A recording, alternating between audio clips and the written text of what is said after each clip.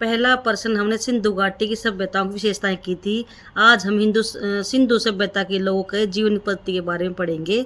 उनकी जीवन पद्धति कैसी थी और सामाजिक विकास कैसा था। ठीक है, सेकंड क्वेश्चन है भूमि। इसमें क्या लिखेंगे?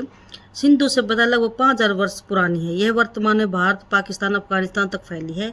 इसमें अब तक 1500 स्थल खोजे जा चुके हैं। लगभग 1500 है भाई, क्योंकि ना अभी 1400 तो समथिंग 1400 समथिंग है। ठीक है, इनका जीवन क्या था? जीवन में हम क्या क्या पढ़ेंगे? सामाजिक जीवन, आर्थिक जीवन, धार्मिक जीवन, राजनीतिक जीवन। ठीक है, क्योंकि जीवन के कई पहलू होते हैं। सामाजिक में कैसे किस तरह से है, अर्थव्यवस्था का किस तरह से वो अपना जीवन व्यतीत करते थे, और कौन कौन सा धर्म को मानते थे, और राजनीति उनका किस तरह से था। सामाजिक जीवन में क्या है? समाज को कई भागों में विभक्त किया गया है, जिसमें शासक, पुरोहित, योद्धा, व्यवसायी, कर्मकार, बढ़ई, शिल्पकार आदि। शासक वर्ग होता है भी जो शासन करते हैं उसके ऊपर।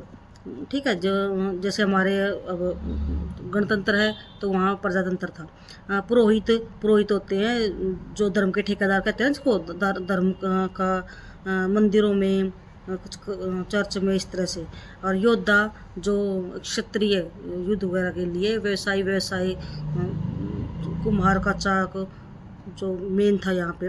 और कर्मकार जो हाथ से काम करते हैं, बढ़ई जो लकड़ियाँ काम करते हैं, शिल्पकार आदि थे।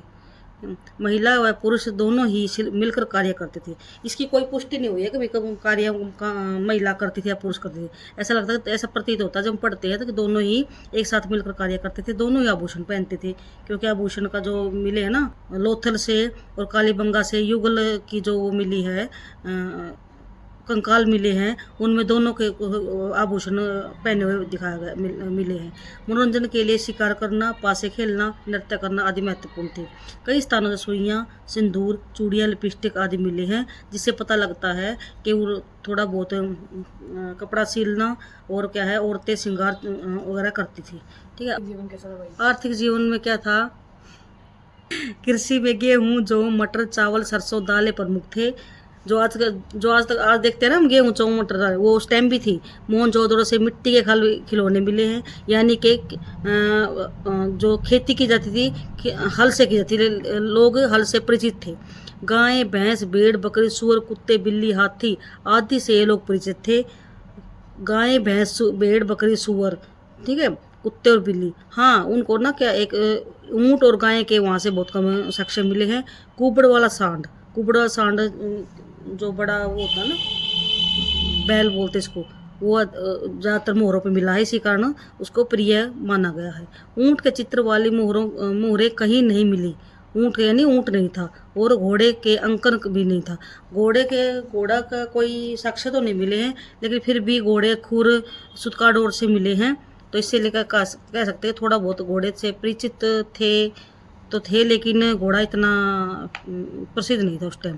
व्यापार में शिल्प उद्योग धंधे प्रमुख थे, जिनमें सूती वस्त्र सबसे मेन, कांस्य उद्योग, शिल्प उद्योग प्रमुख था। सिंधु सभ्यता में पोत व नाव, पोत मतलब है जो जलयान होते हैं, जैसे आज जिसको हम कहते हैं कि भाई पानी का जहाज है, और नाव भी निर्माण किया जाता था। इसकी पुष्टि लोथल की बंदरगाह से मिलती है। बंदरगाह तो भाई वहाँ जहाज भी आते होंगे। ठीक है, इसलिए हम कह सकते हैं कि उस टाइम पोत भी थे और नाव भी थी। धार्मिक जीवन कैसा था? मातृ देवी की पूजा सबसे मेन था। मातृ देवी यानी हमें बहुत सारी मणि मूर्तियाँ मिली हैं सिंधु सभ्यता से, जिससे हम अंदाज़ा लगा सकते हैं कि मातृ देवी की पूजा होती थी, जिसमें सबसे अधिक नारी की मूर्ति मिलती है, जिसमें मातृ शक्ति पूजा का साक्ष्य माना गया है। इसे पृथ्वी की उर्वरता की देवी भी समझा जा सकता है। ठीक है, क्योंकि हम ये सोचते हैं कि पृथ्वी की पूजा करते थे वो, और उसी का एक रूप से मनु मूर्तियाँ तैयार करते थे। प्रकृति पूजा में क्या है? पीपल की पूजा करते, जैसे आज भी करती। कई देखिए ना औरतें गाँव में पीपल के वहाँ बांधती है धागा वगैरह, तो इस तरह से पीपल की पूजा होती थी। जैसे लिंग व योनि पूजा, कालीबंगा से एक मिट्टी की पट्टिका मिली है, जिसमें लिंग व योनि का प्रतीक बने हुए हैं। कुछ विद्वानों का अनुमान है कि वे प्रजनन शक्ति के रूप में पूजा करते थे।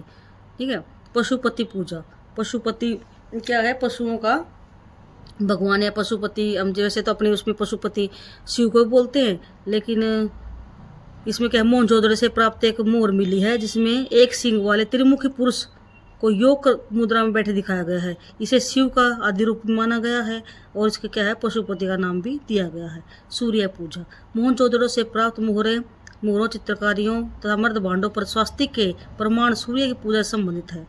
मोहनजोदड़ो से क्या मिला भाई, एक सूर्य की पूजा स्वास्तिक के निशान मिले हैं।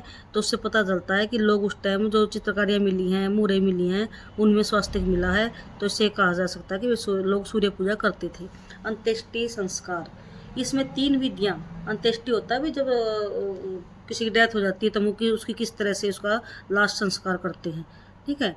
जैसे हम करते हैं, आग में जलाते हैं, ठीक है, और मुसलमान क्या करते हैं, उसको दफनाते हैं। इस तरह से अंत्येष्टि संस्कार बोलते हैं उसको। इसमें 3 विधियाँ प्रचलित थी, पूर्ण समाधिकरण, आंशिक समाधिकरण एवं संस्कार, दाह संस्कार प्रचलित थे। राजनीतिक जीवन क्या था, सिंधु सभ्यता कई वर्षों तक रही। इसमें व्यापार, वाणिज्य, नगर नियोजन, उद्योग धंधे सभी सुचारू रूप से थे। सभी कार्य बिना किसी राजनीतिक संगठन के संभव नहीं है। पिगट ने मोहनजोदड़ो व हड़प्पा को जुड़वा राजधानी कहा है, यानी व्यापार अच्छे तरीके से होता था, क्योंकि जुड़वा राजधानी मतलब है कि भैया दोनों साथ साथ थी और यहाँ पे क्या है, व्यापार के केंद्र थे ये। यहाँ पर व्यापार वाणिज्य से अधिक बढ़ावा दिया गया, संभवतः वणिक वर्ग का शासन रहा। यहाँ पर व्यापार व वाणिज्य को अधिक बढ़ावा दिया गया, संभवतः वणिक वर्ग का शासन रहा होगा। निष्कर्ष, अतः निष्कर्ष रूप से कहा जा सकता है कि सिंधु सभ्यता के लोग का जीवन खुशहाल था, क्योंकि सिंधु सभ्यता के लोग सामाजिक, आर्थिक, धार्मिक तथा राजनीतिक रूप से सुदृढ़ थे। आज भी हिंदू धर्म में उनकी दी गई सूर्य पूजा, स्वास्तिक, प्रकृति पूजा कायम है। आज के लिए बस इतना ही। अब अगली वीडियो में देखते हैं, 3rd क्वेश्चन करेंगे। अब 2 क्वेश्चन हो चुके हैं, एक पहली वीडियो में, एक दूसरी वीडियो में, आप इसको देख लेना, ठीक है।